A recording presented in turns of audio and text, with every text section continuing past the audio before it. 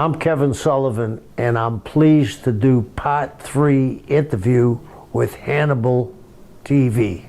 This is Hannibal here from the HannibalTV.com, and I am back for the first guy I've ever done a part 3 shoot interview with. The Taskmaster, Kevin Sullivan, former WCW booker when they were kicking WWE's ass 83 weeks in a row, legendary wrestler himself, and legendary booker. How are you doing today, sir? Great, Hannibal. I really appreciate being here, you being the top interviewer in the wrestling business, as everybody knows. Over 100 million hits. You're obviously doing something right. And a great athlete, boxer, wrestler, kickboxer. We could go on and on and on. Won a lawsuit against Abdullah the Butcher, and you've been very good to superstar Billy Graham, and everybody in the wrestling business appreciates what you've done for Billy. Thank you. It's always a pleasure. Since you brought up Billy Graham, there was one question I was going to ask you about him. There's actually a couple, but let me start this off with the big Orange Bowl show with Billy Graham and Harley Race, another guy that I had a lot of respect for and I interviewed, and I was really sad when he passed away. But could you talk a little bit about how that show came to be? Yes, I can, because it's getting to be a small list of who actually had interplay with two of the greatest minds of all times, Eddie Graham and Vince Sr. Eddie Graham was a huge card in New York as the Grahams. He actually was the pseudo booker back in those days. And when Vince had a question, he would call Eddie. When Mike and Eddie fell out, I became like the surrogate son, and I'd go fishing with Eddie a few days a week, and I'd have to go up to the office and meet him, and invariably, 1 out of 5 times he's on the phone to Vince Sr. They had a very unusual connection, and Eddie, in my mind, was the first one to bring in a WWF champion. And that was very smart, because Eddie brought it to Miami, where there's a lot of transplant / snowbirds from New York. And you got to remember, back in those days, there was some animosity with the WWF and the NWA, but Eddie could transcend that because Vince trusted Eddie explicitly. And just having that match broke barriers, because later on, Billy wrestled Ricky Martel also for the AWA Championship, and Eddie brokered that deal too with Vern. So Eddie was a master manipulator, and people sometimes think manipulation is a bad word. Manipulation isn't a bad word if everybody comes out looking good. And as you know, Hannibal, you're a student on wrestling. They went 60 minutes, nobody got hurt, and it was a damn good match. Billy's a dear friend of mine, like he is yours, but he wasn't the performer in ring that Harley was, because Billy didn't have to go hours. Harley went a lot of hours, and Harley and him had a great match, because Billy put his ego aside and listened to Harley, and they had a fabulous match. The people, usually, in my estimation, people don't like draws, but he satisfied 2 different groups of people. He satisfied the people in Miami who were snowbirds, and he satisfied the people in Florida and the South that they went to a draw and they could have left it open. I always thought that Vince was going to bring a return match to maybe Shea Stadium, because back in the day, when Lou Thez took the belt from Rogers, there was talk about a unification match where Thez was actually going to drop the belt to Bruno and then have a return, but Bruno didn't want to take on the extra days. And I think that if that had happened, it would have kind of changed the wrestling business completely, because people don't realize. I had been to an NWA convention. Eddie took me and Mike, and Vince was there. Even though Vince was not a NWA territory, he was a member of the NWA. He was an associate member, and he went as far in advertising, not at the arena, that he didn't declare either Pedro or Bruno as the world champion. They were the WWF champion in newspapers and advertising. But at the building, they were the world heavyweight champion. And I think that came from the trust that Eddie and Vince had over the years. Because our tape, the Florida tape, went into New York, and Eddie would send guys up to the Gardens, and they always got a win. And they worked together for the betterment of the business.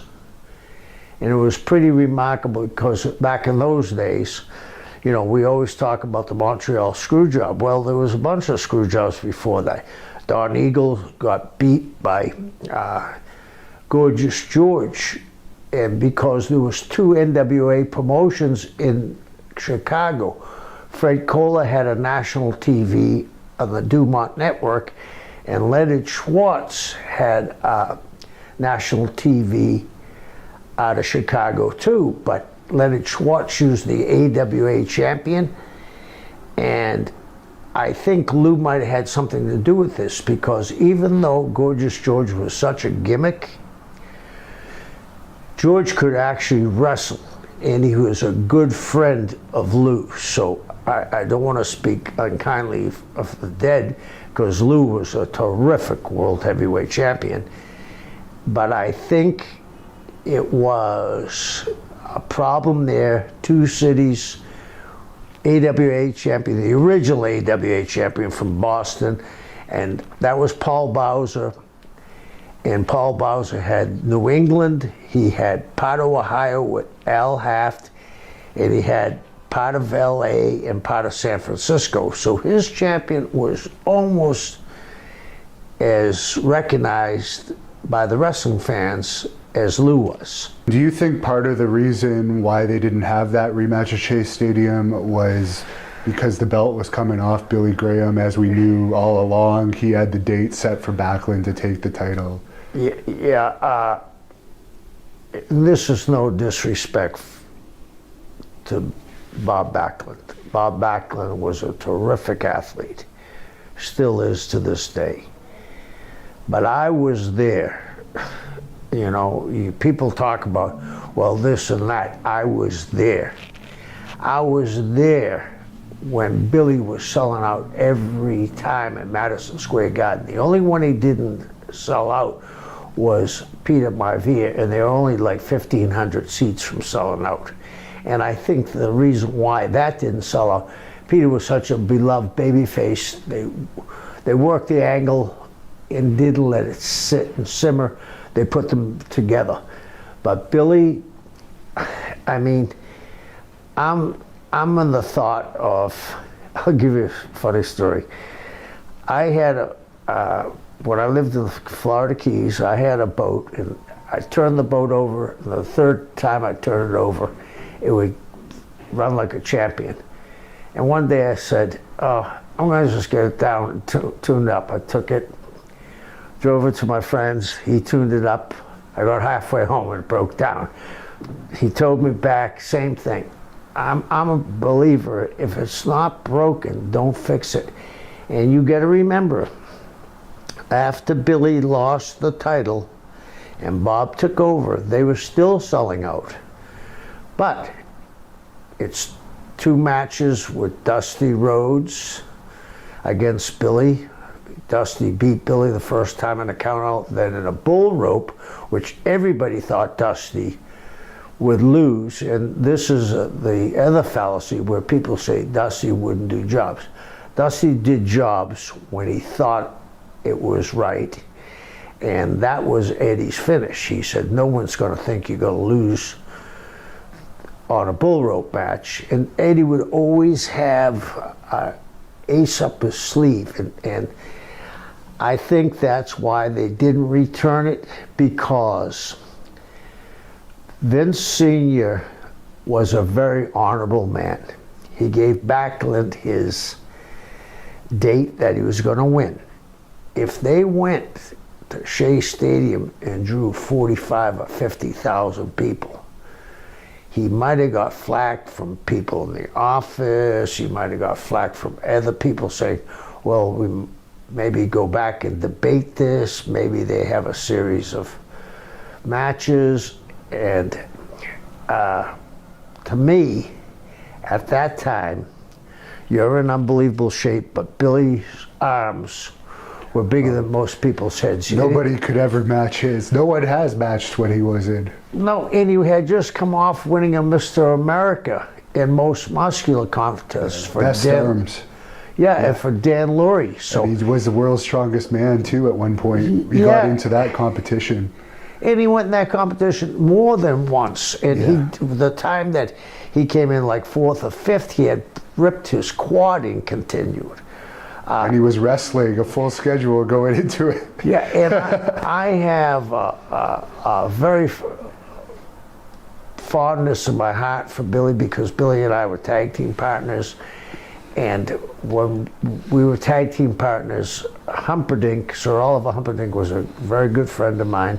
And I used to listen to him because he was a very smart guy, didn't get the credit he deserved. And it was like when I had with Steiner, the people turned Steiner, the people were turning Billy. And then we shot that angle.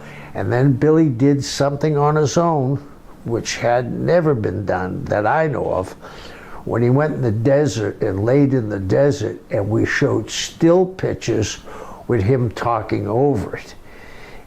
Billy was an innovator. I think that Billy had the right idea when he went to Vince Sr. and said, turn Koloff on me, because they were partners. I actually wrestled them the last time they were in TV in Hamburg. It was me and Calhoun against them, and they were supposed to beat me. And Billy said, no, we'll leave and we'll go to LA. We'll do a DQ. And I always appreciated and admired what Billy did. Billy was a guy that's been misunderstood, and he did the right thing for the business at the right time. And as you just said, would take a special guy to beat Billy, like a Bruno or a Dusty or a Holly Race. It wasn't that he was selfish. He knew his drawing ability. And I really think that very few times would I question Vince Sr., but the reason why he did it is he was an honorable man and he wasn't going back on his word. And I admire that. And it's funny that Billy hates the karate gimmick and a lot of the fans shit on it, but he sold out Madison Square Garden many times under that gimmick. Even when he wrestled Butch Reed in the late 80s, he sold it out back when it was over 20,000 sellout. Now they get 10,000 people or 12,000 and they claim that it's a sellout. But what he did the karate gimmick in Florida. I know it was not as spectacular as his other one, but what did you think of its success in Florida? It was a huge success in Florida, because when we turned on Billy, I had Lenona Littlehart, who has a special place in my heart, when we were doing the angle where she was the Mulligan's neighbor, and I brainwashed her, and we had a deal where she got interfered in the match by mistake, and I went to go get her, and Billy grabbed me, and when he did, Humperdinck blindsided him, and I took a chair, and I actually threw the chair at Billy. I didn't hit him with it, I threw it.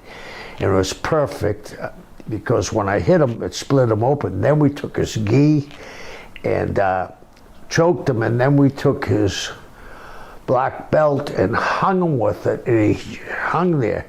And then he left, and then when we came back, Billy did huge business in that gimmick, huge business. But he had also, going home, he had trained, and he had that tan, and his arms were again. So Billy Graham could even draw without being superstar Billy Graham, being Kung Fu Billy Graham. And another guy that had a great body that I did an interview with this past summer was Lex Luger. I haven't asked you much about him. How was he to deal with in WCW? Well, I was there when Lex Luger broke in the business. Hiro Matsuda, you know, they talk about the snake pit in England. Hiro Matsuda had a snake pit. It was in the 106 North Albany where we shot TV. There was no air on, and he'd have Luger do 500 squats, 500 push-ups, and then guys like him that were breaking in had to get in the ring with Bob Roop, Jack Briscoe, Mike Graham. Mike Graham, at 15 years old, was wrestling marks. You know, they'd say, if you can beat the kid. Or Gordon Nelson. Gordon Nelson was another famous shooter. And, you know, he was a Canadian, but he went to England, drew a lot of money. And you look at him, oh, if you can beat the guy that puts up the ring, we'll give you a shot. And, I mean, there's a very famous story where I was there when I saw it, and I think they went too far. A guy came in with his girlfriend and said, I'm going to be a wrestler. You might have heard the story. And he had a mask, and he leaped over the ropes. And the first person he met was Roop. Then it was Briscoe. And then it was Mike. Then it was even Eddie. And the guy ran out of the building, and they had stripped him naked. And he was running up to Del Mabry, which is the next major thoroughfare. And the cops pulled him over. They thought he was in a car wreck. And because of Eddie's work in the community and being so beloved, the cops came to Eddie and said, Eddie, that you went a little too far, but we'll take care of this. But Lex broke in the hard way. I never had much of a problem with Lex. Occasionally he would talk in the third person and say, well, I don't know if Lex Luger would do this. But there was an incident where Lex Luger stood up for me in front of the office, and I'll never forget him doing that. Lex looked at that time better than anybody in the business. And we did a famous thing in Baltimore. Gary Juster was the promoter in Baltimore. There was only 2 licenses in Baltimore. Vince had one, and somehow Gary got the other one because he was a lawyer. And we came up with a finish, and in Baltimore, if you bled, the match was stopped. So Gary said to me, the finish, and this was Dusty's finish, he sent down, have Luger have Flair in the rack, but be bleeding, and they stopped the match. And Gary said, it's a great finish, but we're not going to be able to do it because they're not going to allow blood. So I said, let me talk to the commissioner. Well, the commissioner's name was Chester O'Sullivan. And he was an older gentleman, and I said to him, Chester, could I have a word with you, please? So he said, what do you want? And I said, well, this is the finish we'd like to do. And he looked, but before I said that to him, I said, you know, one of the saddest moments in my life was when our family dropped the O. I feel like I'm an O Sullivan, not a Sullivan. He looked at me and said, what do you want? And I said, we'd like to do this finish. He said, when the semifinal comes on, my guys are leaving. This is one time only. And that match we filmed it and showed, and that's when Flair and Luger were selling. Everybody says that, you know, it was sold out to the rafters. Well, they did. And Ric Flair made Lex Luger, and I regret the situation Lex is in. He's a good-hearted guy. He's accepted what happened to him more than anybody I know could handle that weight, you know. So I have nothing but complete respect for Lex Luger. And I'll be honest, I thought it was it could have possibly been a bit of a show, how well he's accepted it and how much of a changed person he is. But I was blown away when I met him and saw how positive he was. That's amazing to me. But you mentioned Ric Flair. I can't believe I forgot to ask you this in the other interviews I did with you, but the famous candle in the foreskin story. It was in Baltimore. Gary Juster, we're all there.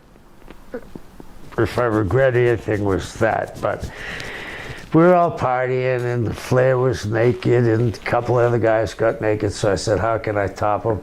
And I came out, it was somebody's birthday, and I came out with the candle in my foreskin and said, here, blow this out. And everybody laughed. So I guess I'm known for that. And that was it. It was a different era, a different time. Everybody, you know, it was more of a family-orientated, meaning the wrestlers. They partied together, they went over each other's house. If there was a day off, there was always ribs going on. We had a famous party with Mark Lewin and Roddy Piper at Rick's house. And did Piper really win that? No.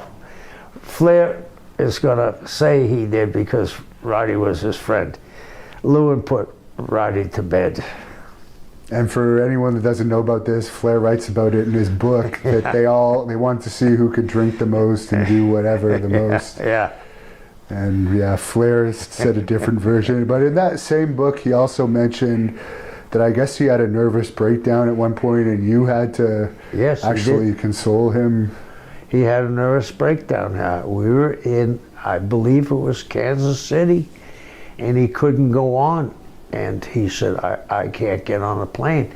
I actually had to physically get him on the plane, sit beside him. We landed, they brought his car around, I drove him to his house, and Rick was inconsolable, and that was because of Jim Herd riding Rick so bad. Here's the guy that's the franchise player, and you can't stand him because Rick knew more about wrestling than he did. And Rick's a sensitive guy, and that's when we were in a booking meeting with Cornette, me, JR, Rick, a couple other people, and Jim Herd came in and said, we're going to cut Flair's hair, we're going to put earrings in his hair, and give him a trident. He's going to be Spartacus. And I spoke up, I said, while we're at that, why don't we go to Yankee Stadium and change Babe Ruth's number from 3 to 144. Jim Herd hurt WCW more than people understand. And to get on a personal vendetta against somebody, what is Rick, 18 times, 20 times world champions, he still draws when he ratings. And yeah, he still pops the rating more than anyone else. Yeah, really. And think about this. This was 1988 they were trying to get rid of him. 98, 2008, 2018. you know, 32 years ago, and he still draws money. Like you said, his ratings when he's on, he pops. And that interview, what I thought was funny, I don't know if a lot of people picked it up, but I'm sure you did, when he was going to go to Saudi Arabia, and Hogan is a great talker. Hogan looked like a fence post the way Rick was talking to him. It was great. Do you think sending him to Saudi Arabia and the payoff he probably received there canceled out this whole to be the man lawsuit or whatever it was all about? Yes, that's what it was. Yeah, that's what I figured too. And I think it was funny, back when you were using Flair at WCW, they were calling you guys the old timers league and all this. Yeah. And now he's in his 70s and they still use him on TV. I think back in August, the Raw in Tampa was one of the highest rated Raws of the year. Yeah. They had him and Hogan on. And not only that, the guys that were saying that are now on top. You know, the young guys then are now on top, and they're in the same position. Now I think they understand it takes a long time to grasp the business, and few get over like Rick did. And there's guys now on both sides that are Rick's age back then when they want to get rid of him, that are drawing money. And a lot of people wanted me to ask you this question just because they're giving this guy your last name, but have you been following this whole Lars Sullivan stuff? Yeah. One thing after another with this guy. Yeah, I mean, I don't know. There's no relation though, right? No, there's no relation. And what I don't understand is how did they not vet this? How did this happen? And then from what I gather, and this is no light matter, because mental health is a very difficult thing. And then TV no-shows due to the panic attack. Yeah, and then this next one. But before that, it was the anti-homosexual comments. Right, and now this pops up. How? And then they fined him $100,000 for those comments. And now this pops up. Where do they go here? Because this is a very difficult position they're in. I mean, they're all inclusive. You know, the business has changed. There's plenty of gay, both girls and guy wrestlers. It's the way of the world. And they talk about being inclusive, and they bring up that they had the first gay wrestler. Now, how do you whitewash it, or do you have to let him sit for 2 years, or what? And if they do let him sit, how many years is he going to lose for drawing money? So they're in a situation that I would not want to be in if I was at Well, he's out with an injury now anyways, from what I understand. They still put a new toy of him out. So they didn't pull the toy, even though if you search his name, all that stuff shows up on the internet. But I just find it funny that some people get all the chances in the world and others get no chances. I find that very strange. Speaking of controversial characters, Buzz Sawyer was a very controversial character. What would be your craziest story you have about him? Buzz and I were tag team partners, and we were in Greensboro one night. And we were going over, and Buzz started, and Buzz was an amazing performer. And I went to tag Buzz, and he missed my hand completely and smacked me in the face. And he almost dropped me. My knees buckled. And he was erratic. But Buzz, you know, I listened to AEW a few shows ago, and Jim Ross said, "What a power slam reminds me of Buzz Sawyer." Buzz Sawyer was a terrific athlete, and the Hell in the Cell match comes from Sawyer and Rich. And Buzz was an innovator. He was a tough guy, great amateur wrestler, but he had demons, and we all have demons, and sometimes hopefully we grow out of them. And it's, to me, Buzz would have been a huge star, and he just left too early. Billy Jack Haynes told me that he believes that Buzz may have been hit. Do you think that there's any chance? I think there's a chance. Yes, I do, because he was dealing with some bad people, and I think he could have been hot-shotted or something, because he was hanging around with not the nicest people. And speaking of not nice people, this is a fan question. They wanted me to ask you, who is the most real-life evil person you've ever met in wrestling? Someone like outside of the ring, it was just a pure evil. Let's not include Chris Benoit in this, just from my own perspective, since Kevin's not talking about Chris in this interview, everybody. There's been guys that have done some stuff. Like, I don't like to talk bad about people, but Uncle Elmer. Hillbilly Jim just told us about him. Wow. I mean, he would con the boys on watches, and hey neighbor, can you lend me a dime? You know, and then bad checks, and it was one thing after another. And you know, I think the federal government got him for bad checks, because if I'm correct, I think a $500 bad check is a felony. But he did it time and time again. So if Hillbilly Jim said it, I would agree with Jim, because he knew him better than I, but I knew him when I was a kid. He said that he could have been in the KKK, and also at one point he screwed himself over bad in the WWE doing a power play, and it created a lot of tension for Jim all over pretty much nothing. He was lucky to have that position at the time, and basically stuff like that.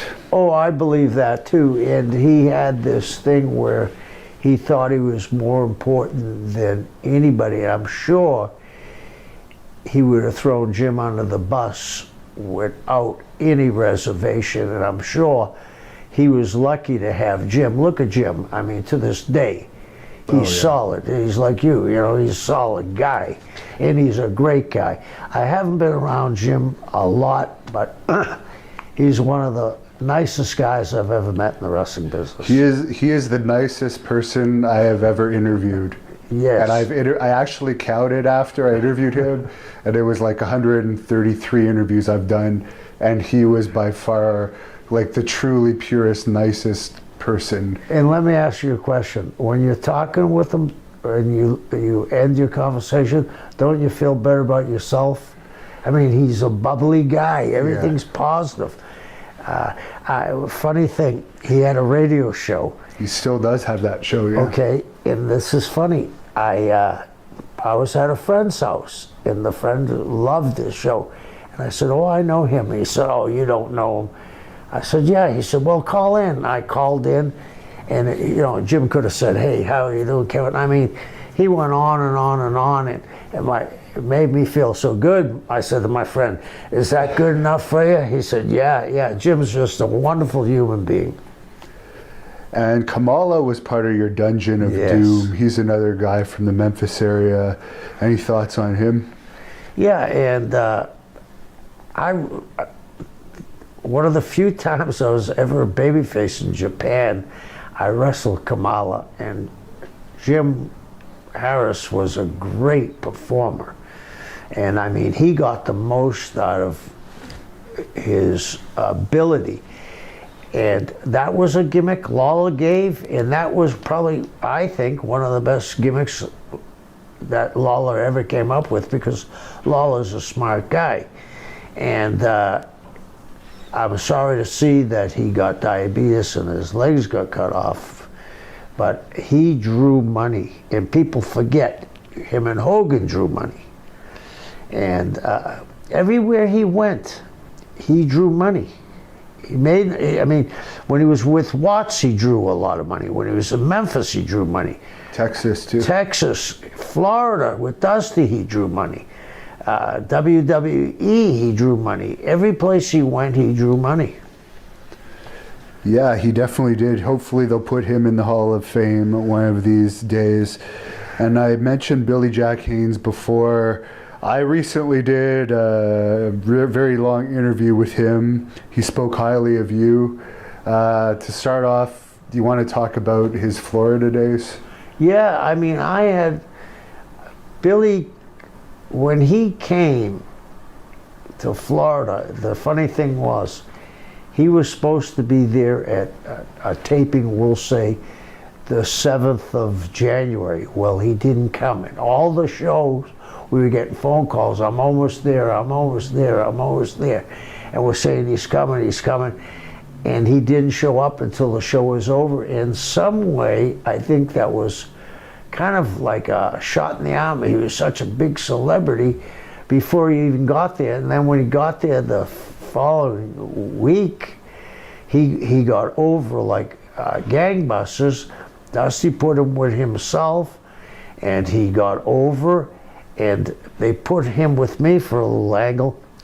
And we were in the Sun Dome, and there was Native Americans there because Billy claimed he was part Native American, and they gave him a statue. And when they gave him the statue, I said, might as well use it, and I grabbed it. And I whacked him, and he got blood, and we had a great match. Most guys probably would have been pissed, but I enjoyed working with Billy. If you had asked, I mean, he was on the cover of all the magazines back then. If you had asked me when that was going on, I would have said Billy's going to be a huge star for a long time. I think he made a lot of decisions that he probably looks back at and says, which we all do, maybe I shouldn't have done that. He was really over in Florida, and then he gave his notice and went to Texas, and then he became like a surrogate Von Erich, and then something happened there, he left. Then he went back to Portland to Don Owens' territory, and Don had always taken care of him. He opened the gym, and then he ran opposition. Well, there's a reason why very few wrestlers become great promoters. I mean, Eddie Graham was an exception, the Sheik, Bruiser, but unless you, Dusty, but Dusty surrounded himself with J.J. Dillon, Blackjack Mulligan, people that knew the workings. Billy went there on his own and thought he could, you know, get sponsors. It's a hard job to promote. It's not as easy as people think. Oh yeah, it's not easy at all, No. actually. You know that, and you're Yeah. successful. Yeah. You got to be working 24 hours a day. It's not like, okay, where am I tonight? And on holidays, by the way. Yeah, and the other thing is, back in the day when there was territories, where am I tonight? Oh, West Palm. I got to leave at 3 o'clock. These guys are in the office at 9 o'clock, and then they're going to towns. I mean, it's not an easy thing. Now, I didn't know much about Black Blood Yeah. until I actually interviewed Billy Jack Haynes. And when I looked up Black Blood, I was a bigger fan of Black Blood than I ever was of Billy Jack Haynes. Was there actual plans to go somewhere with that? Yes. I know he was injured. Can you discuss, was that your idea to bring him in for that? No, it was a funny thing. Did he tell you the story how he got into the meeting with Dusty? He was a little all over the place. Well, he had left Dusty in Florida. I don't know if he gave a notice or not, but he just disappeared. And he knew he had heat with Dusty. So to get to Dusty's office, Janie Ingalls had an office in front of his. He dressed up as Black Blood, walked into the office, and crawled like a reptile on his belly under by Janie's desk where she didn't see him, and popped up to Dusty. And Dusty said, anybody that has that much cojones, I'm going to use them. So that's the funniest thing yeah, I've ever heard. and that's Billy, right? You know that's what happened. It isn't made up. And they were going to push Billy, and then all of a sudden, you said there was an injury. There might have been an injury, but again, he just disappeared. And he was going to be in a very big program. And he was going to go to, first it was going to be Barry, and then it was going to be Dusty. So, I mean, I always got along with Billy. And it worked. Does he wear a blonde wig now? No, that's his real hair. That's his hair? Oh, yeah. Wow. So regarding Black Blood, when I watched Billy Jack Haynes finish for that move, which he told me he invented later on, I could see how you could blow out a knee doing that, 280 pounds, jumping down on your knees every night from the top rope. To your recollection, was that why he left WCW, was a knee injury? Not that, to my recollection, wasn't. I mean, he was there and then he wasn't. I mean, if his knee blew up, we had doctors there. We had, at that time, we had a surgeon that came to the matches, so especially in center stage. So I don't remember that. He was saying that it happened in Philadelphia. I don't think so. Did you enjoy managing him? You were also managing one of them. Yes, I did enjoy managing him because Billy was an intense individual as you are. And I think that's somewhat lacking in the wrestling business because I enjoy that kind of intensity because it translates to the ring, which translates to box office. That's what stood out to me watching those Black Blood matches. That intensity didn't show as much as a face, but as a heel, I basically just watched his enhancement matches. Right. He was monstrous, and he was very intense, very believable, and as you said, that's lacking today, but I could have seen him going somewhere with that, especially with you managing him at that time. Yeah, and he had wiped out the slate with Dusty, and Dusty was giving him a second or third chance. And you mentioned, just to give this some confirmation, you mentioned to me off camera that you had heard he had had an overdose on the plane. He was telling me during an interview that I did with him recently that some people have questioned that, but you had heard about that. I had heard that too. They had to make emergency landing. Now, in preparation for this, I watched another interview of yours where you said people would do lines of coke out of Curtis Iakea's forehead. Yeah. Now, he was, of course, part of the Dungeon of Doom. I think he was the master, I think. Right. He may have appeared once at an arena show, maybe never. Well, first of all, Curtis was very limited walking, but he did work for the Savolis for a while, excuse me, and he went to all the shows. And Curtis, if you talk to great talkers,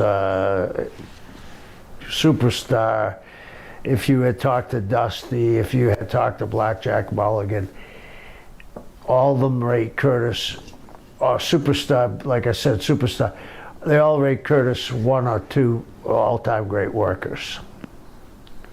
Very educated man.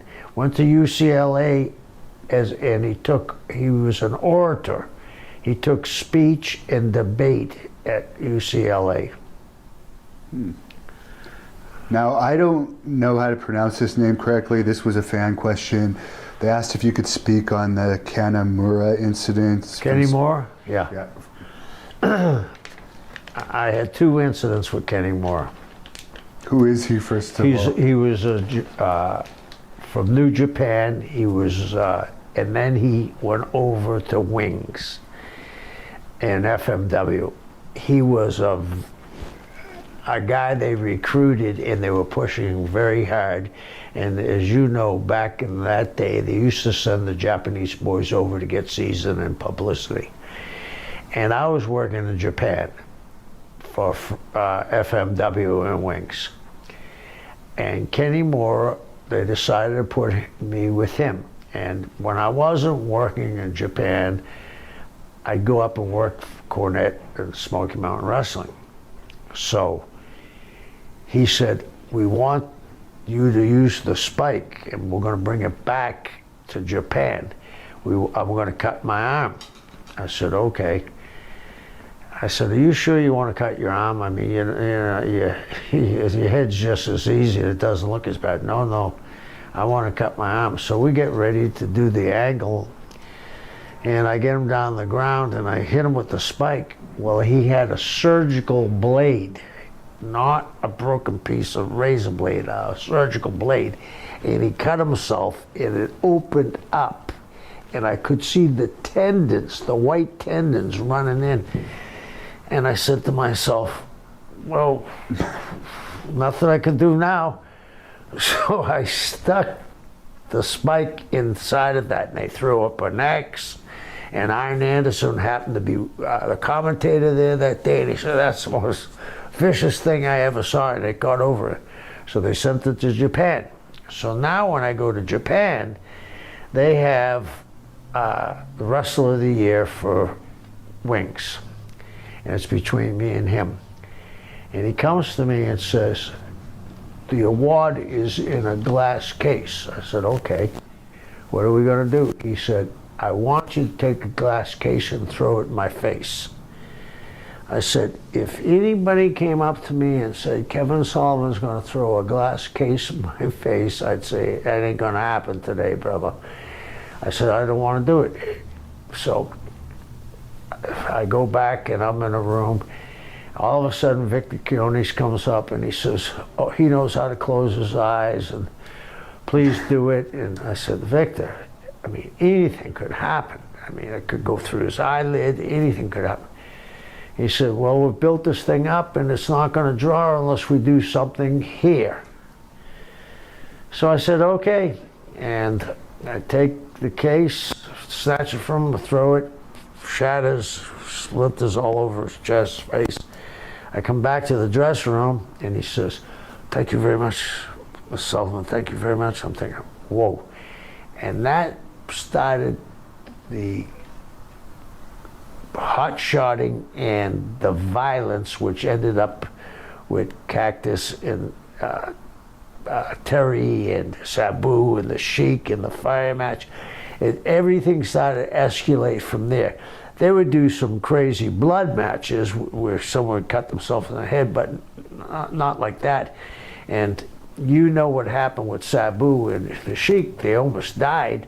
There was no oxygen, and when the Sheik was surrounded by barbed wire, and when the Sheik slipped through, it cut his back up. He was 71 years old then.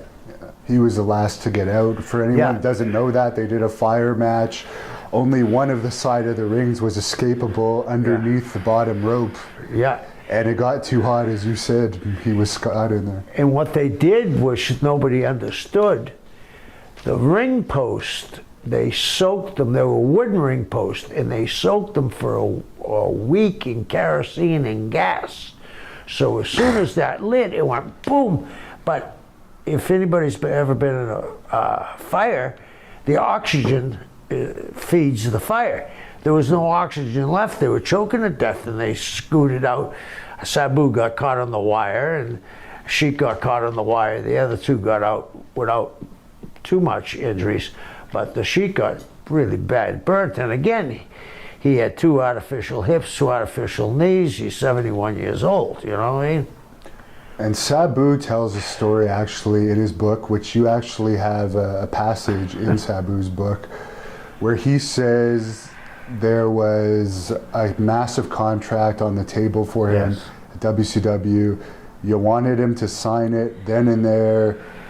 He didn't, and it was off the table for some reason shortly after. What happened was I had a contract for either $450 or $475. And I said, sign the contract now. Things are changing here quickly. You need to sign the contract. And he said, well, I got to talk to my wife. And she was Japanese. And I don't know if she was in Japan at the time or she was in Michigan.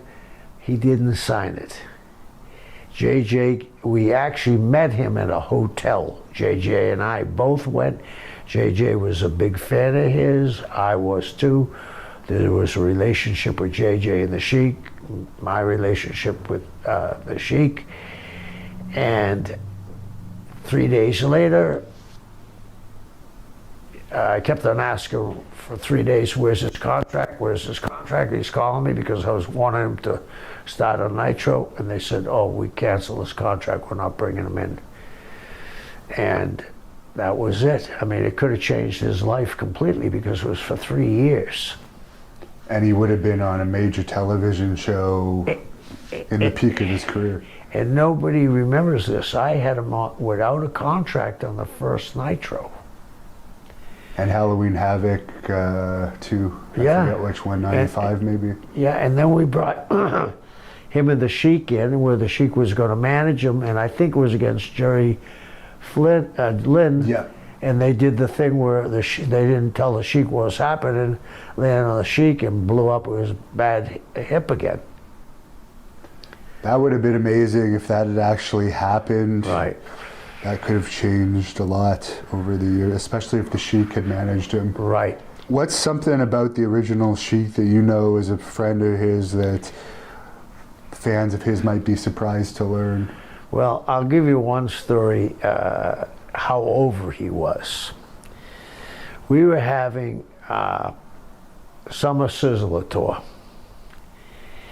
And I begged Dusty to book him in Detroit. And he says, we're not going to draw in Detroit with the Sheik. His time is come and gone. I said, Dusty, I'll bet you anything.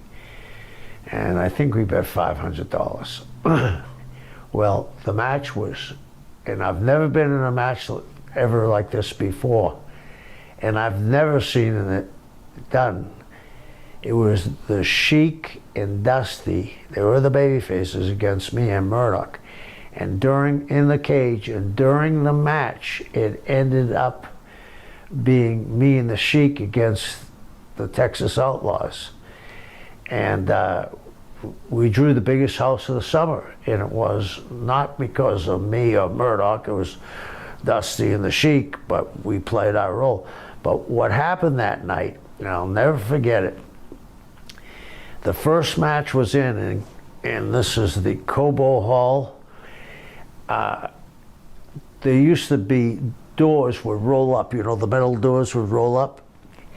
And Bobby Fulton and Jimmy Cornette were standing in the hallway, and I was too. And all of a sudden we hear beep, beep, and he pulls in. They were like children at Christmas. I probably was too. Their eyes got this big. And the whole building turned. He gets out, he's got his suit on, he's got the vest, no shirt, he's got more gold around his neck than Fort Knox, he's got the rings, the thing, and the building just exploded. I mean, it was a phenomenon. And I read Dusty's book after he passed. I wish I had read it earlier. Dusty says the two greatest workers that he ever worked with, and after that I looked at some of Dusty's tapes. Mark Lewin was the greatest babyface, and the Sheik was the greatest heel. And Dusty sold like Mark. I never noticed it before, because when I dealt with Mark, he was always a heel. Even when I was a babyface, he was a heel, and then, of course, him and I were partners. But the Sheik just had something special. I mean, I think I've told this story to you before. I went to a wrestling match when I was a kid, and they brought in the Sheik, and he was going to wrestle Bruno. And I knew wrestling wasn't on the up and up, but it was like going to a movie with suspension of disbelief.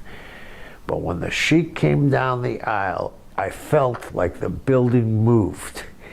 And when he jumped Bruno, he sliced them, diced them. They actually had 4 matches in Boston Garden.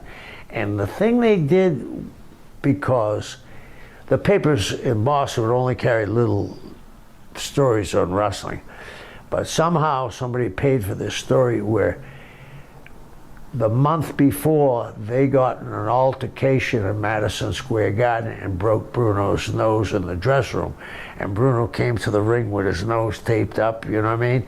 They did it really, really well, and I thought, this guy is real. And then I got to work with him later on.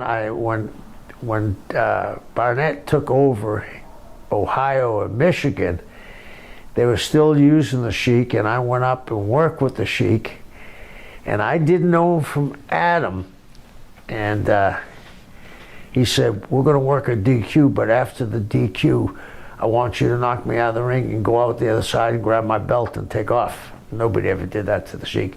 And then a few years later, I was in between gigs, and he called me up and said, I want you to come to Ontario. And that's when, you know, the Bear Man and that area. Yeah.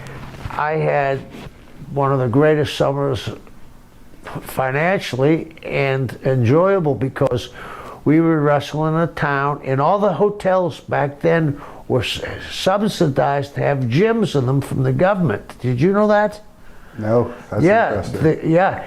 So we would wrestle in Cambridge, and then go to Lethbridge, which is close, right? 50 miles. We were only going 50 to 60 miles every, night. Yeah. And you did all the Toronto area towns, right? Yeah, and he paid gas. We never went into our pocket. He paid for food, drinks. All we had to do is bring receipts, and he took care of it. And him and I became good friends, and then later on, I was booking in Hawaii. I brought him to Hawaii, and then when I was in Florida, I actually brought him to Florida to work with me.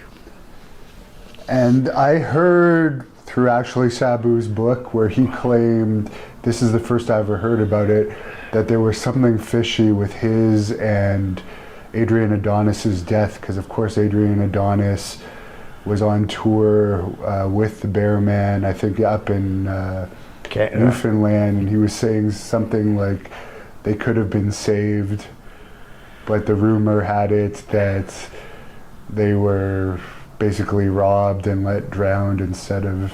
That could be. I didn't know anything. I was gone by that time, but yeah, that could have been. I mean, Sabu does not exaggerate.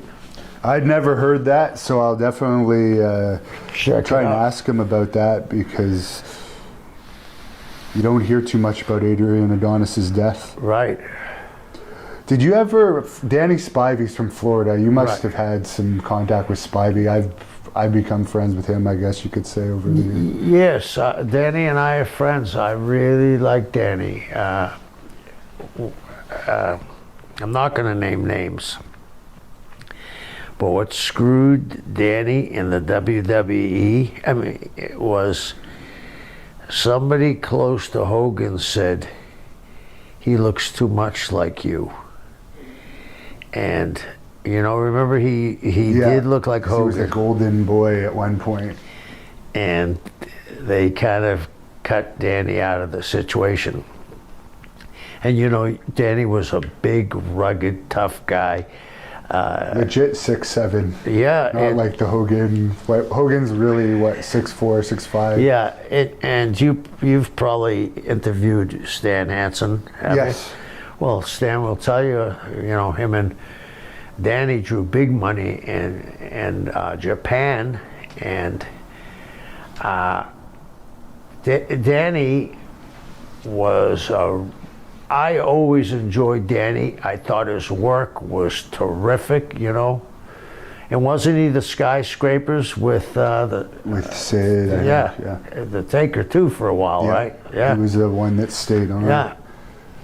And then he was Waylon Mercy as well, but he had a lot of injuries. He's actually looking better than ever lately, and I would love to convince him to come and beat somebody up in my league in Canada, but I know he's pretty well off. I was at his house, and he has a really nice house, and I know he's doing well for himself.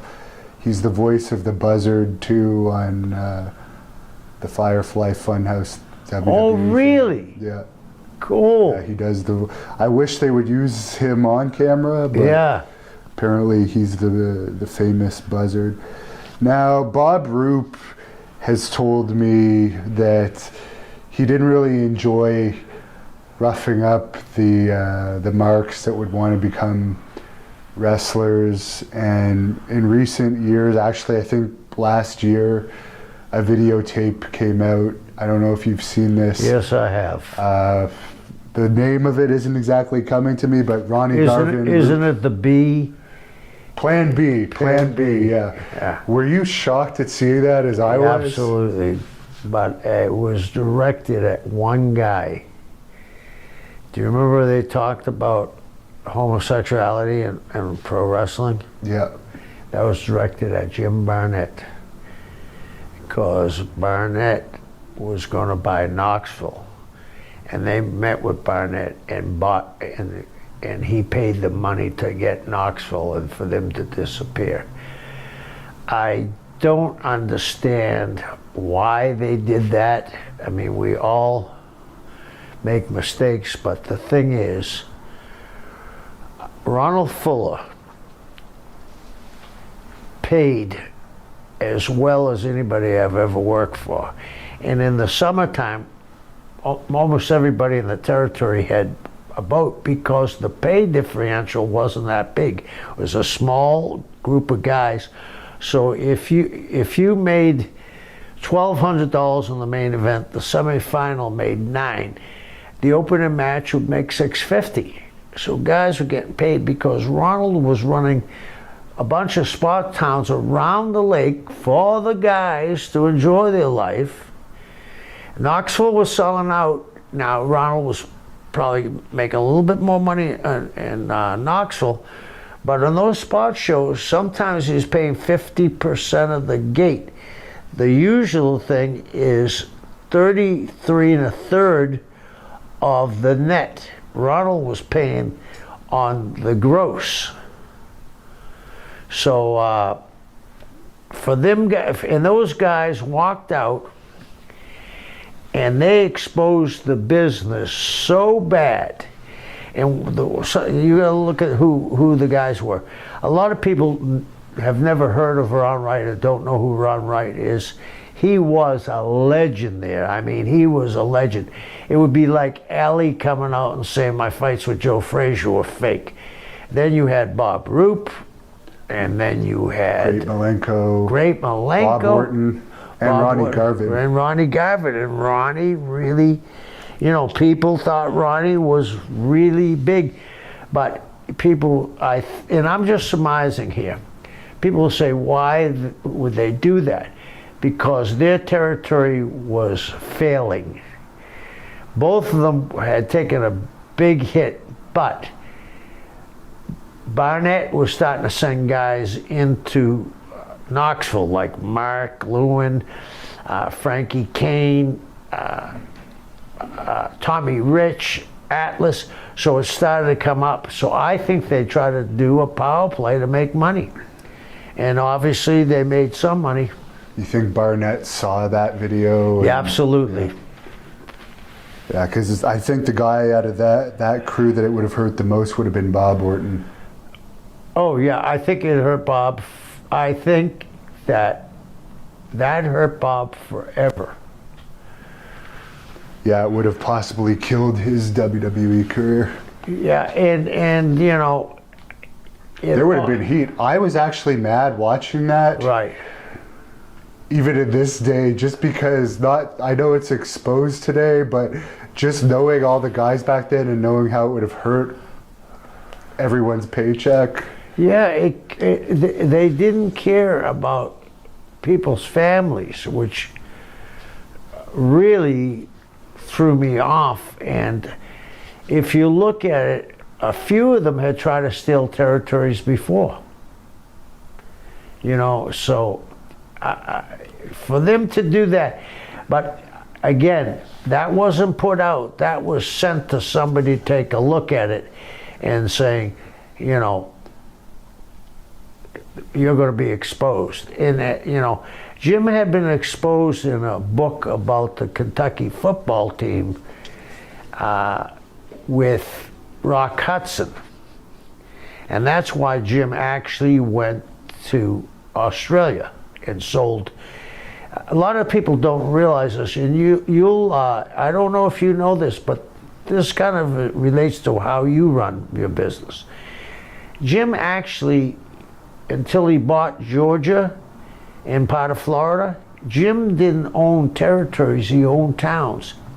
He owned Vegas, he owned Denver, Colorado Springs, he owned part of New Orleans, he owned Lexington, Louisville, Evansville, Detroit, Indianapolis, Milwaukee, part of Chicago. So the guys that were working for Jim back then were working major cities, because you got to realize wrestling had just come on TV for the first time. And back in those days when they used to book the TV guys to go to the towns.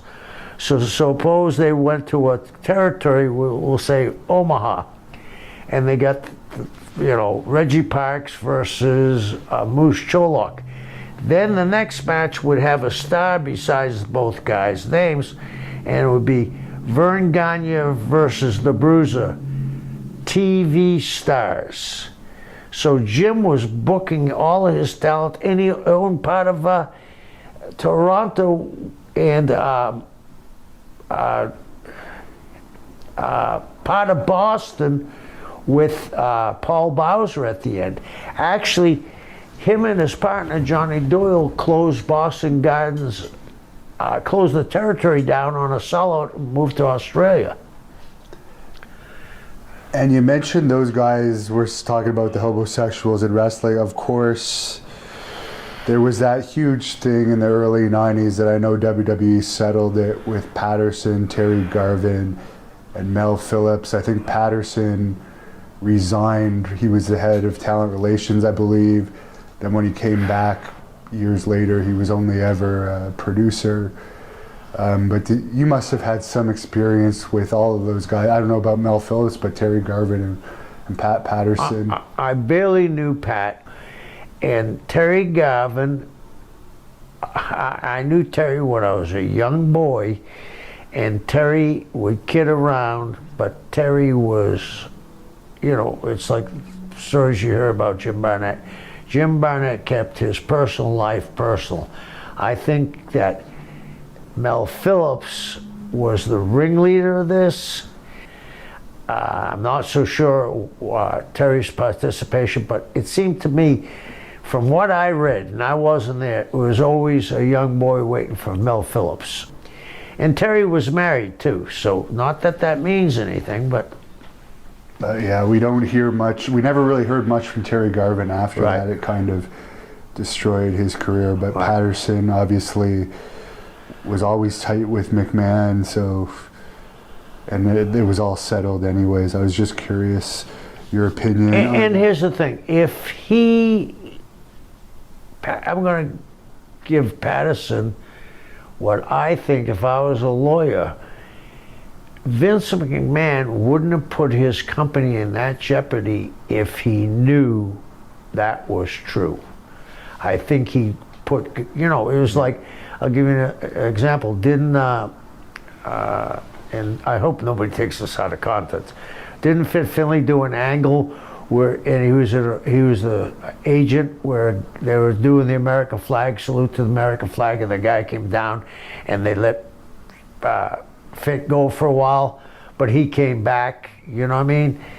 I think that Vince said, well, we'll get the heat off of you. I don't think Pat ever lost a payday. Why do you think WWE never made you more of a serious offer? I did hear, actually, I believe it was Jim Ross on Jim Ross's podcast. Someone asked that question to Jim Ross. Why was Kevin Sullivan never brought into WWE Creative? And Jim Ross actually said, because you did the Satanist gimmick so well, even though it's not true, you have like heat related to that. Well, that could be true, but they did Papa Shango, and they have had a dead man, a vampire, for 25 years. I don't think that could be an easy thing to fall on, but I don't think Vince McMahon would say that's the reason. There must be. At the time, I did have a meeting with them one time when I was building my gym. I couldn't go then. You know, I had to be there. Not that I was going to go, but we were in serious talks. I also used to talk to Vince quite frequently, and I admire what he's done. You know, we can talk about how bad things have gotten, but he's drawing 90,000 people at these WrestleManias. It's easy for you're a promoter. It's easy for people to second guess. I'll give you an example. One of the biggest mistakes I ever made, Flair had been the booker and he had alienated the production people. So, because then they started taking shots accidentally on purpose, you know what I mean? Yeah. Guy goes to jump off the top rope and they get it on the guy, not on the guy jumping off the top rope. So I brought a couple of them in, and now I hear one of them's taking credit that they're writing the show. Terry Taylor knows this story, very few people know it. So I came in when we were going to do a show, and I put the paper down. And I said, I'm going to have breakfast. I'll see you in 3 hours. When I came back, nothing was written down. It's very easy to second guess. You, me, I was a booker, you're a promoter. It's easy for us to second guess. But the pressure they're under, and especially now with 3 hours. I think it's 9 hours with SmackDown, Raw, NXT. Okay, and now Maybe not 9/7, maybe. I bet you're closer to 9. There was 205 and all that. Oh yeah. But I'm going to ask you this: there are so many wrestlers now. To get TV time on anybody, it's very hard, especially a new guy. That's why I hear people saying, well, I wish The Undertaker had retired with his winning streak. Great. But maybe when he lost to Brock, you know, I see the faces of the people, maybe that should have been the time. But they can't afford to, because the WrestleMania, he is one of the draws. The younger guys need to be developed dramatically. But Goldberg still draws more than any of those younger guys. Yeah. And think about this. I started Goldberg because I knew what his limitations were, and that's why I had to do it smoke and mirrors. But they just signed him too. I don't know if you heard, because they don't want him going to AEW. He's signed to like a long contract too. Yeah, and I think what's happening is we have this thing to go to the least resistance. It takes a while to a guy to get over, and I don't think, one of the things that's very difficult in the wrestling business is to be a lineal thinker, thinking way out and then coming back. Eddie Graham was the best of it. Dusty was great. Gary Hart was good. Jim Barnett was brilliant. But they have so much TV to do, guys fall through the cracks. And a lot of the guys that are writing this show never have been in your position, have to draw money because you're a promoter. Or wrestling on it too. I always equate it as, I kind of know it because I have wrestled on shows that I've promoted and know how important it is to draw. But when these guys, a lot of them are signed, given a development contract right away, they don't really understand the importance of drawing a house and sometimes the extremes you have to go to like pop some type of an angle. Exactly, and there seems to be, because it's children friendly, there's no intensity, there's no, I always use this expression, anticipation is greater than reality. If someone goes to do something vicious and they pull them apart, people in their mind saying, well, if he hit him with this, would have killed him, and blah, blah. And I'm not, these kids are better athletes than anybody in my generation or before, but they all start to mimic one another because nobody's in control. Think about this. Did anybody ever use Stan Hansen's lariat in Japan? No. It got over because he was the only guy doing it. Everybody's doing the same move, and because a lot of these people that are writing the show have never been in the ring or even know the history of the wrestling business, they think, well, it's fake, we can do anything we want. No, you got it. That's why Goldberg drew. That's why you draw in your town. You're intense. We got to get, I happen to really like that Park kid. Brother, my thing, I got it's the Kevin Sullivan trip, meaning you and I are going to go out, right? Not you. I'm going out. I'm having a few beers.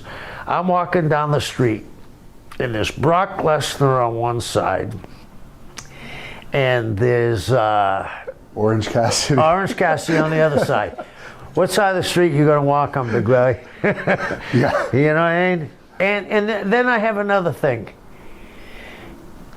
In the last 50 years, has football uniforms changed that much?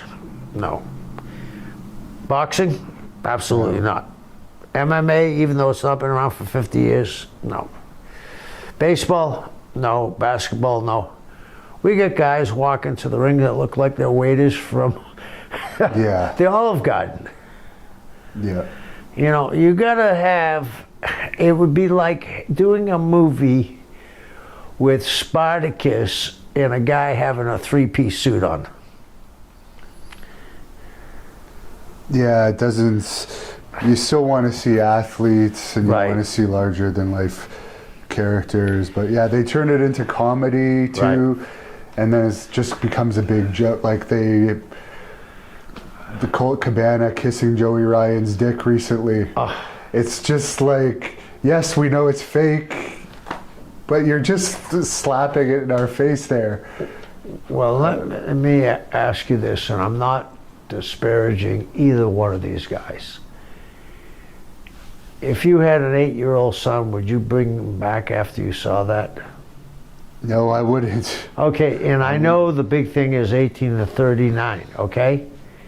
But McDonald's hooks you when you're a kid because they put toys in your Big Macs and all that, and Star Wars is connected to it and all that.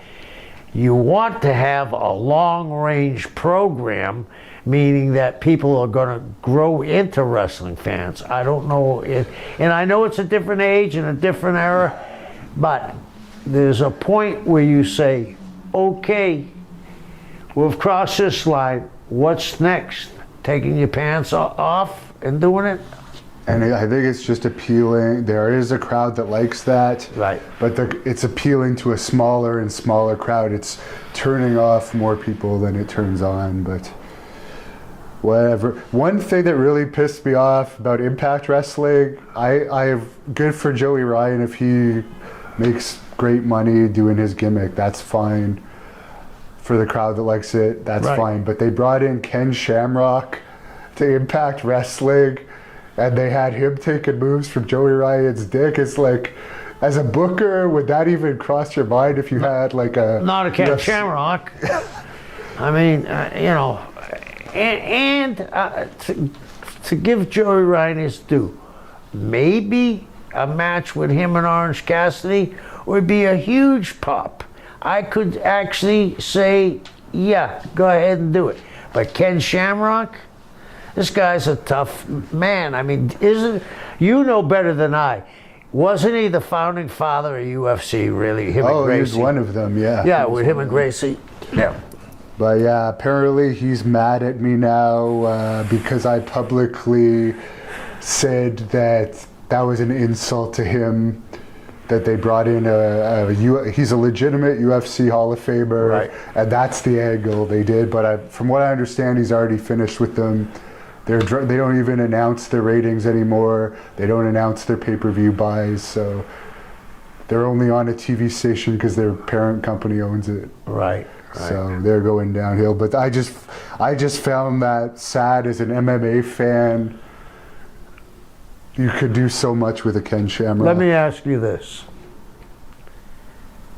How much money would they have to pay Brock Lesnar to do that? He wouldn't do it. There it is. You know? And I love when people knock Brock. You know, I love it because... he's the best. I would say he's the best wrestler out there today. Yes, and the other thing and I'll give Brock or whoever came up with this credit. I started Paulie in the business. He's one of the smartest guys I've ever been around. That match is a match made in heaven. Their symbiotic relationship there works so well. As great as Brock is, he would be a step down if he didn't have his advisor. No, that's 100%. He was blessed that they gave him from the start, but I'm sure Paul was smart, as you know he is, and he worked that. Paul was banging a drum and playing a Rudy Kazudi pipe to get that job. And who was the best booker you worked for? You're known for being one of the greatest bookers of all time. Eddie Graham by far. I remember being in St. Louis, and there was a match with Bruiser Brody and Ric Flair. And Pat O'Connor, who owned part of the territory, came to me and said, you think Eddie's home from fishing? And I said, yeah. He said, okay. He said, get him on the phone for me. So I called him and said, Pat wants to talk to you. And Eddie went down the card without a hesitation. You know what I mean? And the match with him and Brody was, he did something that was something that Brody hadn't done in St. Louis. Brody was over everywhere, but in St. Louis he was over because Brody did some really unique things in St. Louis. He would drop kick, you know what I mean? A big man drop kicking, and he's a crazy man. It showed that he was an athlete. He said, let them go through, but have Brody have him and Flair running out of the ring constantly because they didn't have cage matches, right? And he said, next show, come back with 2 referees, and he said you could use the Bruiser or someone in that capacity on the outside to throw Rick in, and Rick can get disqualified, you know what I mean, by getting with the Bruiser. And the Bruiser was over in St. Louis, you know what I mean? Yeah. So, I mean, he just had this knack that he saw what I talk about, the lineal thing. He saw, not tonight, he saw 3 months from now that they're going to draw for 3 months with this angle. Did you ever find out why Brody pulled that stunt with Luger in Florida? You know, that was my first night to book, but I was still finishing up in Pensacola. And Frank and I were friends. I said, Frank, why? He said, because the guy doesn't have a clue. He said, I could have done 2 things. either embarrass him or beat him up. He said, and I didn't want to beat him up. And that's why he did it. And you got to remember, if you look at the tape, Luger used to, and this is not knocking Lex because I said, I told you how I feel about him. But when he first started, he was like a rock'em sock'em robot, you know what I mean? And Frank would hit him, and it wasn't done intentionally, but he didn't know how to sell. And then you see Frank whacking him a couple of times in the back of the, grabbing him back in the neck, boom, boom, and Luger backing up, and now it's getting to be stinky. And, but in some ways it works. We're still talking about it 30 years later, right? Yeah, it's one of the most things that Lex Luger is asked about. A random, probably house show in Lakeland, some fan taped. Yeah, and he always says, I had a family. He also alleges that he made up with them after there was discussions in the dressing room, but he's a good guy, so I'll leave it at that. Yeah, I think they did. Frank was, if you had a problem with Frank, he would tell you. And Frank was smart enough this way. Bruiser was a businessman. If Frank had beaten up Luger, he knew that Luger was going to get shoved by everybody. He knew that if he beat up Luger, the St. Louis thing may dry up. He may not be able to go to New York because of the relationship Eddie had. But Frank was just about started in Florida. He was, Frank Goodish out of Texas. So I think Frank was a great businessman. And speaking of New York, do you find it weird that they put Abdullah in the Hall of Fame, yet they put Bruiser Brody, who actually wrestled Bruno Sammartino in Madison Square Garden, in this legacy wing of the Hall of Fame, didn't even notify Barbara about it, and didn't even invite her to the Hall of Fame that year, even though she was in New York last year? Like, it seems like such a contradiction. Bruiser Brody, who actually wrestled for the company, is not in the main wing. I never heard that. I thought they were going to make a big deal of him going in someday. And you say you had different, these fingers are from Abdullah. He wanted to hit me in the head with a bell. Abdullah never worked for Vince.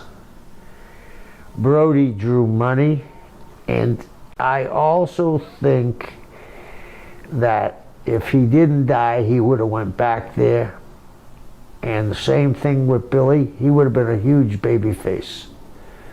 And for them to put him in and not to say anything to Barbara, who's one of the nicest ladies I've ever met in my life, that's pretty strange. She was upset about it, actually. I talked to her about it at Cauliflower Alley. I bet she was. That's the first time I met Barbara at Cauliflower Alley. Okay, I've met her a few times, and the first time I met her, I was actually very upset because it kind of hit me at that point how tragic it was, because it's like, this is his wife. Yeah. There's an actual other side to him. But that's obviously one of many tragedies that have happened over the years in wrestling. And I read Bret Hart's book, and there's a few things in there that I know for a fact he's exaggerated. When he's talking about the night that he received the concussion for Goldberg, right, he alleged that you had an overdose in the dressing room that night in his book. No, I had a problem, but I didn't have an overdose. It was a health issue. So that's another one of and that kick, I watched that time and time again. Didn't he get up after that kick? It's been so long since I've watched it, I don't know. He didn't like me because I wanted him to do an angle where he ran down and kicked Sting against Hogan. Remember that fucked up finish where Hogan didn't kick out. Remember that? Oh yeah, the Starcade. Yeah, so I wanted him to run down and kick Sting, right? And get Sting disqualified. And say, no, kick Hogan. So he would get disqualified, Sting, and have him say, you're not going to beat him before I beat him. He reached his peak before WCW for sure. Right. Unfortunately, it's just been a downwards. At least he's made a lot of money. Yeah. He went back to WWE. Yeah. He's still making tons of money. But one guy who actually was a really nice guy. I've met him before he passed away. Brother-in-law Bret Hart, who Bret, I don't know, had some issues with, I guess, before he passed away. But British Bulldog, Davey Boy Smith, how did you get along with him? I thought he was great. I thought he looked great. I thought he worked great. And here's the thing. Here's your brother-in-law, and you're talking about that he's high on crack in a 85,000 people house. In a match that everyone loved. Yeah. So why even say anything like that? And here's the thing. If he was that screwed up, would the match have been that good? Imagine if he wasn't screwed up. I mean, I don't understand that. And I don't understand why you would do that to your brother-in-law. I mean, that's family. Now, Andre the Giant was known for sometimes taking liberties with people in the ring. Did you ever see any incidents of that? I'll tell you a funny story. I was a young guy when I started in Florida, and this girl came to Jacksonville who I was seeing once in a while, and Andre saw her, and he said, I drove Andre up to Jacksonville, and he was leaving the next day, flying out of Jacksonville. He said, boss, could you introduce me to her? So I introduced him to her. And Andre were friends, and we traveled quite a bit, even though we weren't supposed to. I was a heel.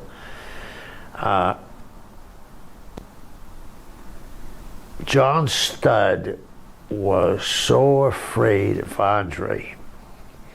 He was working the territory at the time in Florida. And he'd be working with Andre, especially in Orlando, because that would be the first day Andre'd get in. It was a Sunday. He'd be drinking on the plane the whole way. He'd get a bottle of Crown Royal. And John was a very nice man, one of the nicest men you'd ever want to meet. And John would stand in the corner going, oh no, and squeeze his hands like this for about 40 minutes before he went out. And Andre would take advantage of him. But I don't know if this is an excuse or if I'm making an excuse for Andre.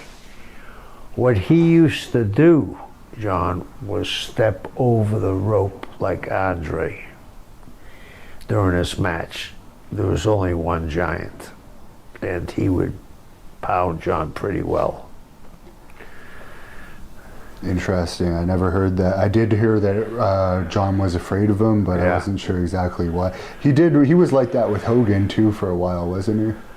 Who? The giant? Oh yeah, when they first went to New York and Hogan was a heel, yeah, he didn't make it easy. I think they became friends in Japan. Okay. Yeah. And how is everything with you and Hogan now? Do you guys ever talk anymore? Yeah, I talk to him. I've talked to him once in a while. I mean, I wish him well. He's doing okay. I don't think, suppose he's trying to come back for this last match, right? WrestleMania. 10 back operations, I don't know.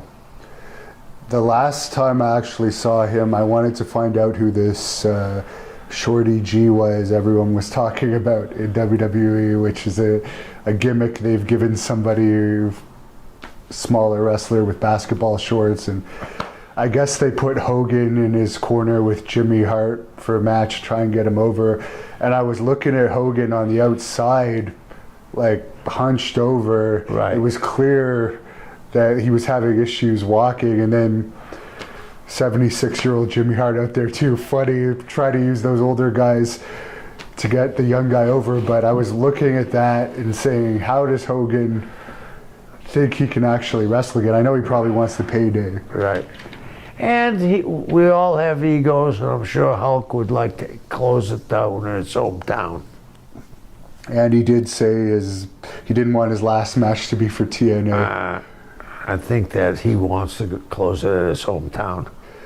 Did TNA ever approach you? Yeah, and I had a meeting with Dixie, and again I was working. I had over $1 million tied up in a gym, and the vibe I got from her was she thought she was Sam Mushnick. She thought she was running the wrestling business.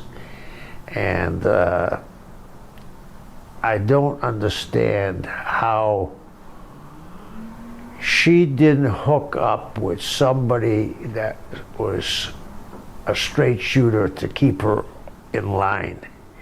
Because at one time they had a pretty good roster, but they had Flair who didn't work, they had Eric who didn't work, they had Mick Foley who didn't work, they had Hogan that didn't work, they had Nash that didn't work, and they had all the TV time. Well, I believe the ratings they were getting then is better than the current ratings of WWE a lot of the time. It is, yeah. They were getting a 1 point something at various times. Yeah. Which you rarely hear the ratings in a 1 anymore. And I did read the other day that football has actually gone up in ratings since 2016. So I read the same thing. Yeah, you saw that. Yeah. So I do understand that it is different. For me, I'll watch it on YouTube. I don't have cable though, but overall it definitely is less popular for sure. Back when NWO was big, you would see shirts everywhere. I was going to say that when I lived in the Keys, every kid I'd go to the football games if I wasn't working on a Friday night. The stands, 30% of the kids had Goldberg, NWO for life, Nash. 30%. I mean, I never see a wrestling t-shirt now unless I go to a show. And the other thing is, you'd even see regular people do the Rock's it doesn't matter thing, like regular people that you wouldn't expect to be wrestling fans. Right. There was an incident at, I think it was a TV taping with the Nasty Boys and Hall and Nash. Right. I've heard Nobbs's version of it. I haven't asked Nash yet. Hopefully one day I will, but I was wondering if I could get what you heard about it. The Nasty Boys weren't the easiest guys to work with, and they were very dangerous. And I think it escalated that if you could put it in this perspective, it got out of control really quick, and somebody there should have said, enough is enough, let's start working. You know what I mean? It just started escalating sometimes. And the Nasty Boys were a team, and they didn't want to be jobbed, and I understand it, but hey, nobody was harder than the NWO at the time. And this thing about the NWO not doing jobs, in Charlotte, all three of them laid down for the Horsemen. So they knew, like Dusty did, there's times to lay down, but it wasn't to lay down for the Nasty Boys or make them look like world beaters, because they were the ones that were drawing the big money.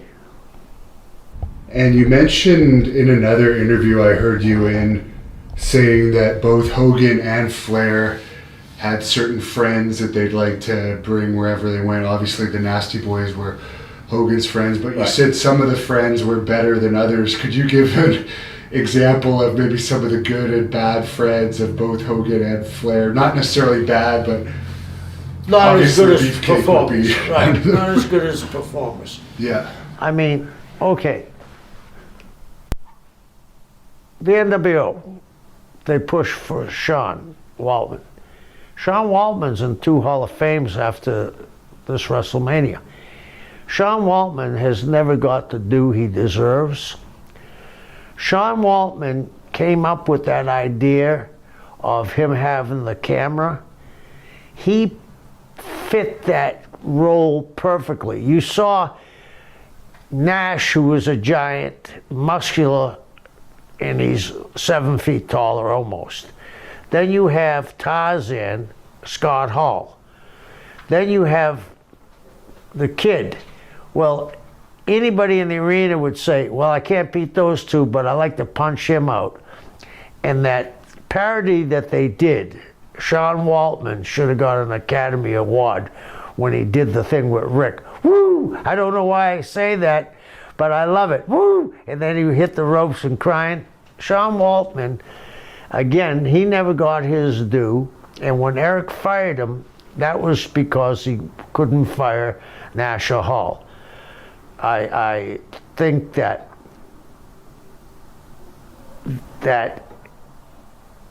if the stars were aligned perfectly for Nash and Hall to come in, the other thing was I put all the heat on them that I actually had baby faces coming to me and say, you know, they're working for Vince and you're killing us with these guys. I said, oh, okay.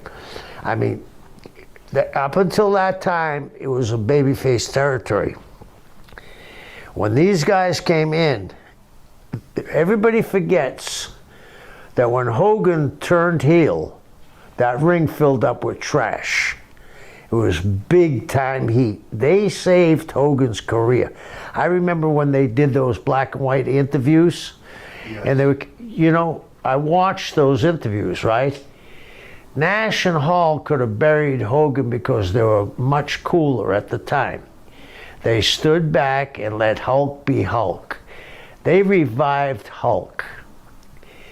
And I give these guys all the credit in the world. We ran with them until they started just passing out shirts and then divided them, and then the Latino World Order. We just made a mockery of something that was special.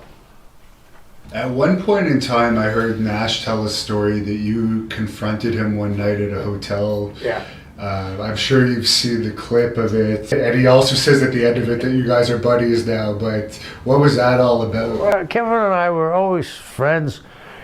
He called me on the phone. I mean, I was at the hotel, and I was under a lot of pressure then. I go down and kick the door. He says, go away. He didn't have to say it twice. So, I mean, Kevin and I are very close. And I enjoy Kevin because he's like a Renaissance man like you. You don't have to talk wrestling to Kevin. You can talk wine. You can talk baseball. He's a huge Detroit Tiger fan.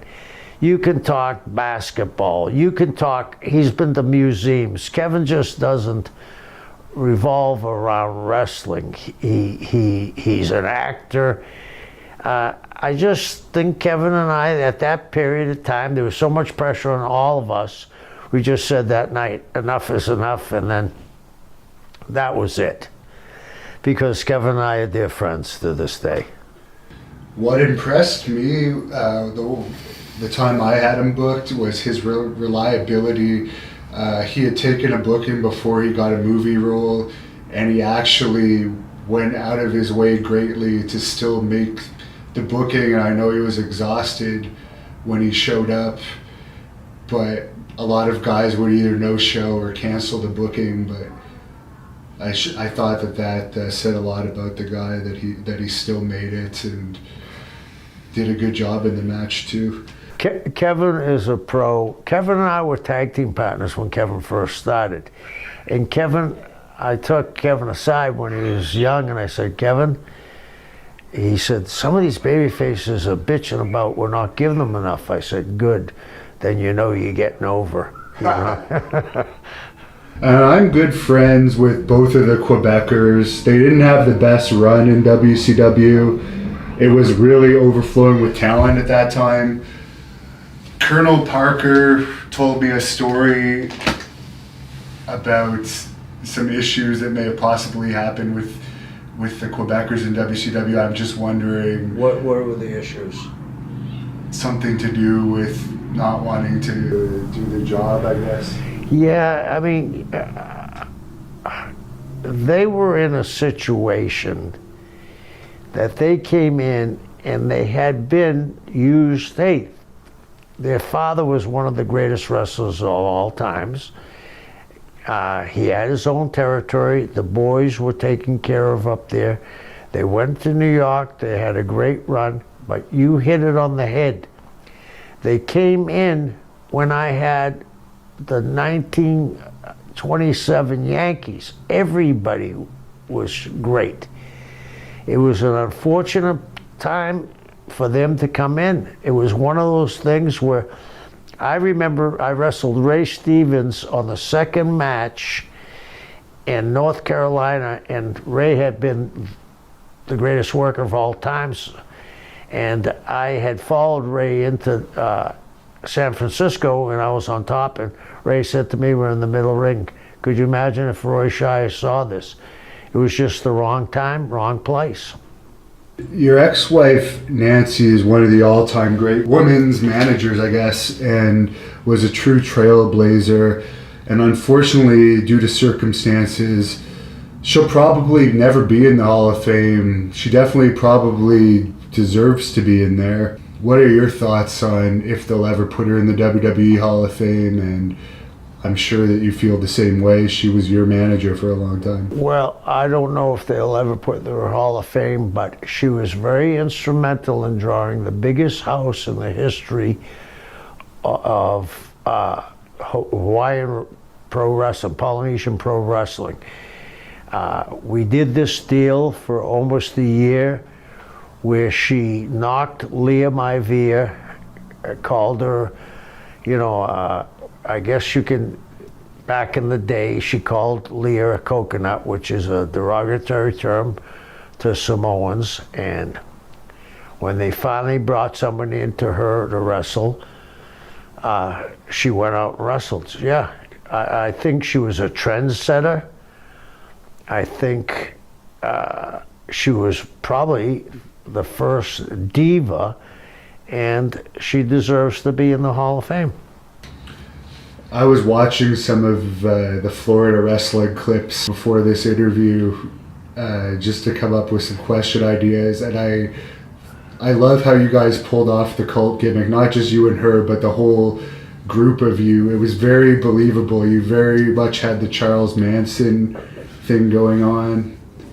It was quite something. It's too bad that wasn't done on a bigger stage, but you were very successful in your territory. Well, one of the ones that was so good was Luna Vachon. The Luna actually really kicked it off because we did a thing where, again, Wrestle of the Year was between me and Barry, and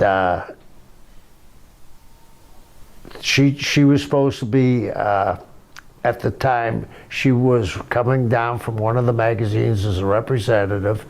She chose Barry. I slapped her, and when we got back to the dressing room, she said, "Is that all you got, pussy? I'm a Vachon." And what happened was they suspended me from TV until I would apologize. So I went 2 weeks without being on TV. The third week, she's sitting with Gordon, and she was, at the time, a 19-year-old little girl. And I said, well, Gordon says, Mr. Sullivan, you have something to say to Trudy. And as I went to say something, she said, before you say anything, Mr. Sullivan, I want to talk. I said, okay, go ahead. And she said, when you touched me, I felt something I've never felt before. I felt like a woman for the first time. She said, I want to follow you. And I said, well, you got to sacrifice something. And that's when we shaved half her head. Now, even if you didn't believe in wrestling, what lovely looking girl is going to shave half her head? And people were taken back from that. Luna was a very intricate part of that whole angle. And Luna, as everybody knows, was as tough as nails. I gotta tell you a real quick story. Years later, I'm at a spot show, and Luna's with Gangrel, and there was a manager out there, and the manager screwed up the spot. And Mike Graham and I were in the dressing room, and we were gonna work together, and I'm tying up my boots, Mike's tying up his boots, and all of a sudden I hear this screaming, and the manager comes in crawling on his hands and knees, and Luna's kicking him in the ass and slapping his head. And one of the guys looks at me and Mike and said, "Hey, aren't you gonna help him?" And I said to Mike, "Oh, we've seen this act before." And everybody started laughing. Luna was a wonderful human being. She really was. There's a clip on the internet of Perry Saturn alleging that you once asked Rick Steiner to beat him up in the ring, and then Steiner confessed to him, and basically it never happened. Is there any truth in all of that? No. I actually liked Perry. You know, he's from Boston. I like Perry. And, I mean, guys make up. We have a tendency in the wrestling business to exaggerate. And if Perry said that, I did an interview with Perry about a year and a half ago, and I happen to like Perry a lot, and he's fallen on hard times, and he's had some mental issues, so. And any memories of the Barbarian? Oh, yeah. I've been all around the world with the Barbarian, Africa, everywhere. And I remember I booked Ming against the Barbarian. And everybody came to watch that match. And they were hitting each other so hard. Bob wasn't physically crying, but tears would get knocked out of his eyes. And he said to Ming, "Loosen up," and Ming says, "No, we're going to show them where we're from." And brother, if I had a shotgun, I should have shot both of them, because they were beating each other up, and great people. I've always had a very unique relationship with the Samoan and Tongans, because I wrestled in Samoa on different occasions. And I think, you know, there's a disproportionate number of island boys playing football. They're the best athletes in the world. You know how tough they are. And they can work. So, I mean, and look at now, the #1 box office attraction in the world today is The Rock. They just have a charisma. Best ever squat, bench, and deadlift? I did an 825 squat. That was my lift. But Doug Furness, God bless his soul, taught me how to squat. I saw Doug do 1,002 pounds for 2 reps, clean, no belt, no wraps, nothing. Mark Lewin, I was lucky enough to train with. My bench was bad. I could incline more than my bench. I could incline 430, but I could only bench 405. But at 61, I did 575 on a deadlift after I did 5 sets of 5 with 505. If all the organizations you've been in were still running, which one would you like to be working for now? Florida, because it was such an innovative place. But I don't think you can go back in time, because things change. Did you ever meet Yokozuna? Yes, I did when I was a kid.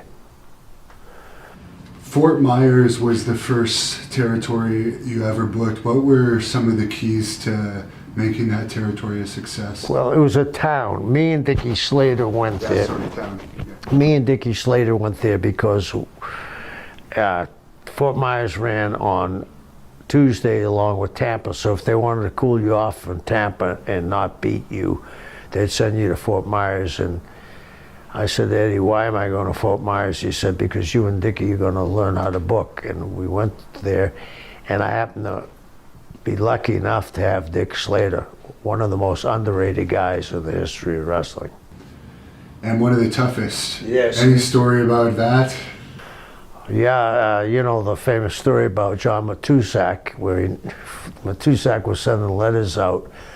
But before that, I had just came into the territory, and in Orlando we had separate dress rooms, but there was a big curtain so no one could see. And Orton and Slater, that's Orton Jr., and Slater had a match. And I was in the hallway getting ready for my match, and they got in an argument, and Dickie said, "Hey, you didn't sell out for me out there." He said, "Well, if you did something I could have sold, I would have." Dickie hit him with one punch, blew the door open, and old man Orton started to get up, and he said, "You better sit down." And that was it. I mean, Dickie was, you know, he got a chance to play for the Dolphins. He was an amateur wrestler, great football player, until he had his accident where he landed on his head with Terry Funk and Tully Blanchard. He was booking 3 territories at the same time. He was a brilliant, brilliant guy. Will Brady come to the Bears?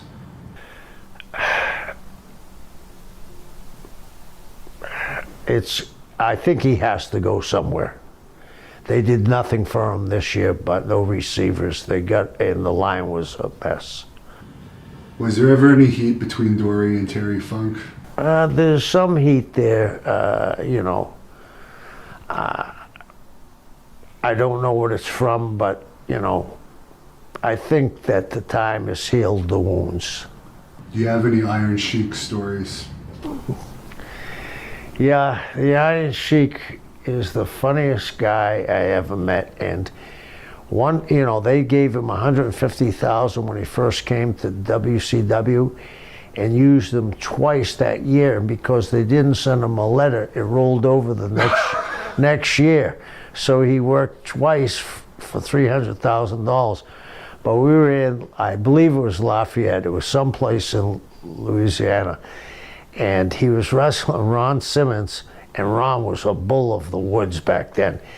And he had driven the Sheik out of the ring, and they fought a little bit around the ring.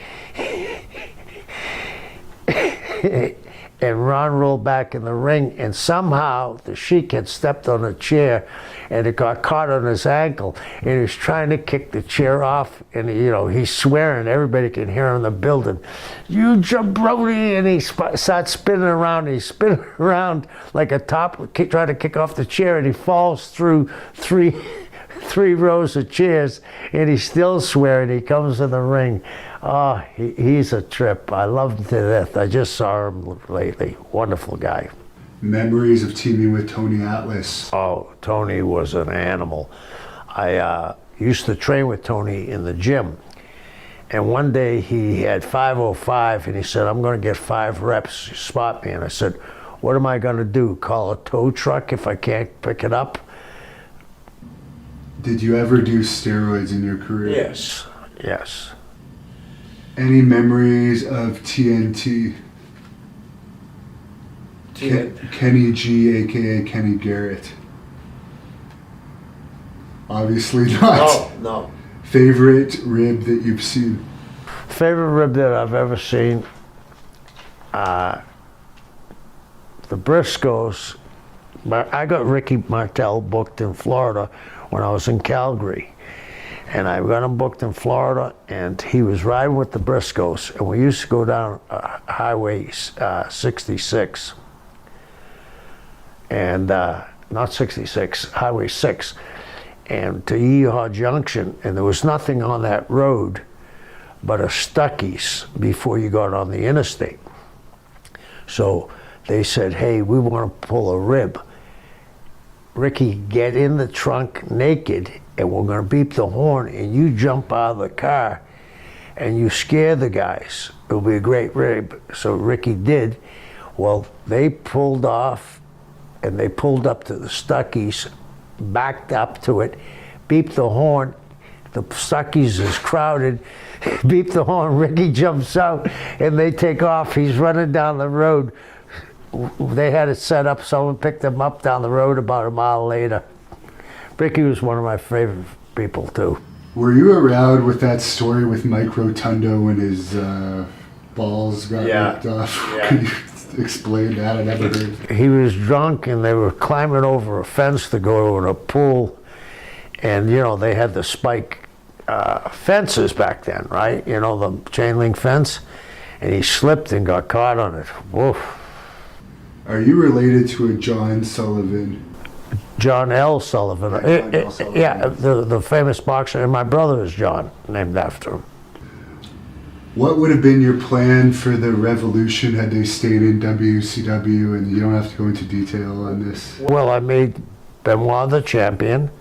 We were going to make Perry and Dean the tag team champions. Bob Mole has that in his book.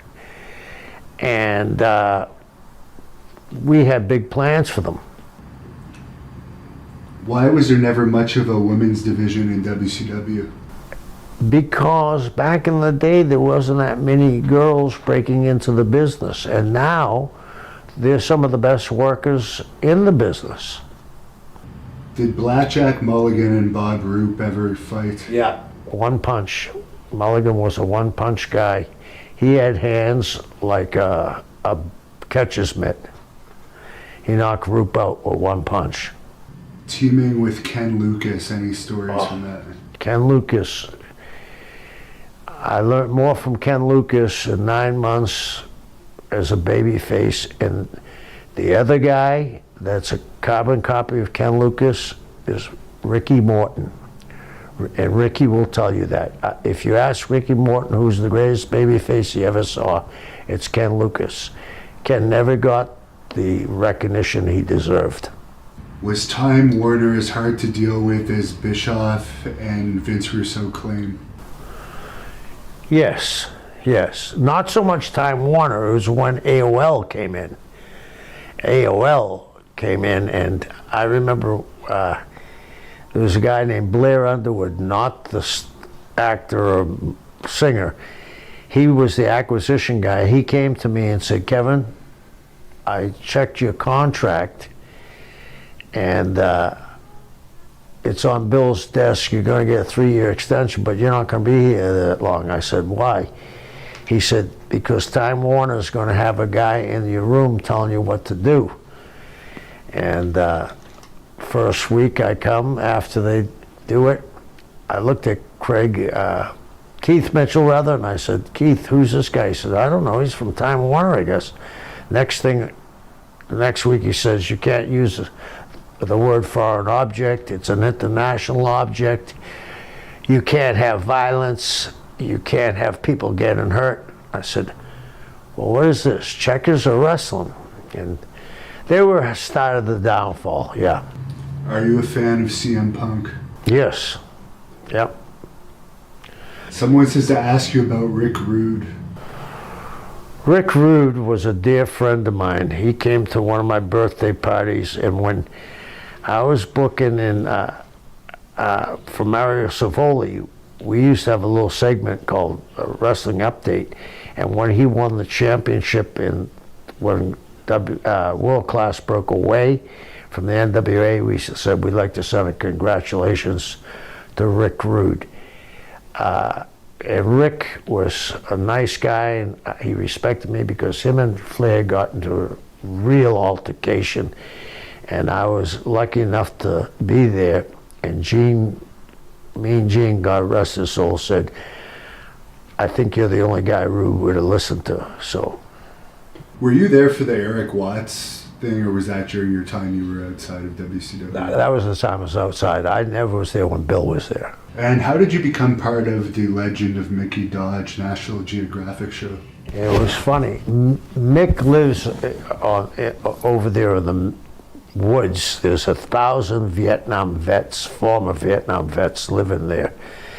And he would come over to my island and he would give seminars on training. And 2 of the girls that he gave seminars to were involved in TV. And they got the pilot shot And he came over to me one day and said, "I'd like to have you on the show." So I had a great time. It's a beautiful part of the state. I mean, it's beautiful. It's desolate. I mean, it's great. Weirdest celebrity encounter? Weirdest celebrity encounter? Dennis Rodman. Who's easier to deal with, Juventud Guerrera or Conan? I already know the answer to this. Conan. How did you like Juventud? That's my question. Juventud was a nice enough guy if he was in that group of his guys. Once he got out of that group, he kind of drifted off. I mean, you know, the famous thing in Australia. Were you there for that? No. Where he got naked and was running down the street. So He assaulted a female police officer. Yeah, not a nice thing to do. A fan asked this question. This was going to be one of my questions. Memories of the Honky Tonk Man, your former tag team partner. I had a good time with Wayne. We were tag team partners in Memphis, then we were tag team partners in Knoxville. If you had told me when he was Wayne Ferris that he'd become the Honky Tonk Man, I would have said you're crazy. And he's the greatest intercontinental champion of all times. As a Boston sports fan, how good was Larry Bird in his prime? Bird and Magic saved the NBA. Were you paid after WCW released you in 2001? Yes. Any funny Dusty Rhodes stories? Yeah, Dusty could be a trip. I mean, Dusty had a great sense of humor. He could make fun of himself at certain times. I had a wonderful time with Dusty. He certainly helped my career, and I miss him to this day. How was Vampiro to deal with? He's a nice guy, but he's in a different level because I think he spent so much time in Mexico. Their business is different, and I think he was very protective of, and paranoid a little because of how Mexico is, being an American or North American anyway in Mexico. What are your thoughts on the whole Jim Cornette thing with NWA? How did they let that slip? If they're so mad about it, 6 weeks later, they miss it and nobody stood up. One of the things that I pride myself on, when I make a mistake, I'll admit my mistake. Whoever let that slide, it ain't Cornette's fault. 6 weeks, they never looked at it, or the day he said it, no one ever said, "Whoa, Jimmy, maybe we went a little too far with that." Do you think the XFL is going to be a success? It's going to be hard. It's going to be very hard. I mean, can you watch football year round? I don't think so. It's been tried a bunch of times. You know, what was that one before that? The USFL. There's been that other one, that American Association of Football last year. It's tough to watch football all year round. I already know the answer to this one, but how is J.J. Dillon in the office? If I ever had a company and I had a chance to hire one person, it would be J.J. He caught a lot of people's mistakes, including mine. Any thoughts on the Ready to Rumble movie? I thought it was good at the time because it exposed the business, but I think they could have got a couple of better name actors to be involved in it. Not that those guys didn't do a good job, but you know, a couple of cameo appearances by somebody. Thoughts on the Von Erichs? Oh, they were over like, you know, the Beatles. I mean, they were selling high school towns. You know, in Texas, you know, how big the stadiums are and how big the high school stadiums are. They were selling 15,000 seats at high school buildings. They were over. Randy Savage, how was he to work with? I loved Randy. Randy and I were good friends. We were in a bodybuilding contest. He was in the novice and I was in the open. And I told him how to draw abs on his stomach. Now, speaking of bodybuilding, someone wanted to know your thoughts on today's bodybuilding. I think it's met its peak and it's kind of on a slide, you know, after Ronnie Coleman. And last question, I'll ask for the fan questions, but how old is your youngest son? My youngest son is 31. Is he ever going to get into the business? No. Now, Vader told me in an interview that I happened to look at again recently that he beat up Steve Regal pretty badly in the ring at one point. Do you have any recollection of that? I think I would have recollection of that, and I would question that, highly question that. What was your connection with Kimbo Slice? I've heard you talk about that. Kimbo was a Kevin Sullivan fan. I mean, I actually went and wrestled in Liberty City, and I was the only Caucasian that was on the card, and Kimbo was there. And he always would plug me. I thought he was a very nice guy. What was that relationship with Ring of Honor all about that you had for a brief period of time? It was Steve Corino brought me in. He wanted to be the booker, and we were going to redo me, Curtis, in the Purple Haze with, I was going to be Curtis, he was going to be me, and BJ was going to be Mark.